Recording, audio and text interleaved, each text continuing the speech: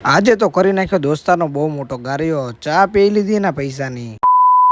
જય દ્વારકાધીશ ને જય માતાજી બધા ભાઈઓને, કેમ છો બધા? મજામાં હશે બધાને ગુડ મોર્નિંગ ને પછી લઈ લીધા વડાપાવ, કેમ કે નાસ્તો કરવો હતો। પછી એટલો કંટાળો આવતો ન પૂછો વાત, તો ગોર ગોર ફરવા પડ્યો, બીજું તો શું કરવાનું। ને ઘરે આવીને મસ્ત હોઈ ગયો તો, કેમ કે આવતી હતી બહુ ખરાબ ઊંઘ ને હોઈને જાગ્યો તો આવી ગયા હતા વિજયભાઈ ને હું ને વિજયભાઈ આવી ગયા ધાબા પર, ને વિજયભાઈ નું મોઢું થઈ ગયું હતું ચિમ્પાન્જી જેવું।